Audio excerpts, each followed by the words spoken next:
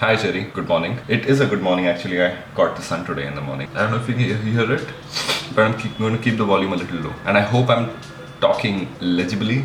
Excuse me for the extremely long time it took me to reply, but I think it was essentially because the topic that you brought up, it took me a while to mentally bridge the gap between a response to you and a new intellectual discovery that I've had. Starting with your video, I love the idea of personality as a function. I know people and I know that I know them because I can put them in situations and see how they will function in those situations, how they will react to certain situations, how they will respond to certain situations, certain events happening to them or happening around them.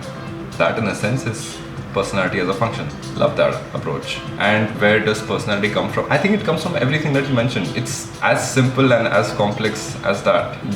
Actually, a more simple answer is I don't know, and I doubt it can be known. Who knows? This topic is interesting. I mean, we are defining personality, right? My train of thoughts led me somewhere illuminating, if I may. But it is definitely a little small step forward. What I want to tell you essentially, if you think you can't change who you are, what you can change is not who you are, naturally. I feel there's something in us that doesn't change. I don't know if that even can be called us. That may be just a part of life. I think I've come a bit closer to identifying what it is. I think essentially it is a decision maker, and not the kind of decision maker that you're thinking. The decisions I'm talking about are on a more deeper fundamental level, a deeper level maybe, a higher level actually, not a deeper level. The higher level way, there is decisions that you don't even know you make.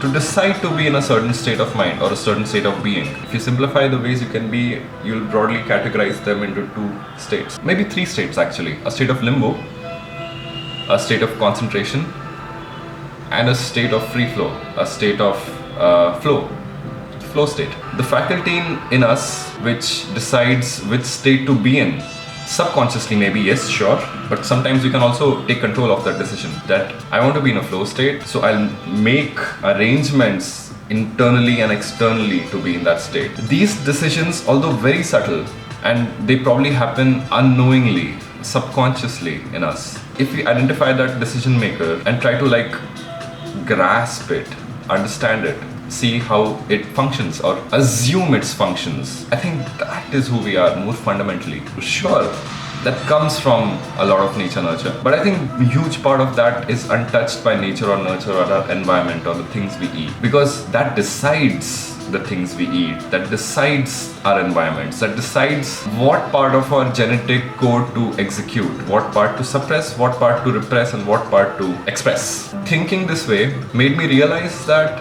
we are connected. You know how everything is connected, and now we think about it very theoretically, very logically. We don't see it so tangibly. We don't realize. Obviously, I'm not connected to this cup of coffee. Actually, this is water. I need to get coffee. Hang on a minute. Sorry and thank you. As I was saying, I'm not connected to this cup of necessary coffee. But because we think very spatially, our instinctive senses are very much informed by our senses. If we expand a little, it makes sense if we think in terms of time as well. The decision maker is something that doesn't change through time. The one who decides how to change stays constant. That's how I think we are connected even through generations. We are connected in time really to everything. Inanimate things, and maybe also immaterial things. I think this is who we are, the one in us who makes a decision. I know it sounds very simplistic, but like I said, a small step. I feel it's in the right direction. This is all I had to say to you. No questions for next time, but I'd like to hear from you. Have a good day. Bye bye.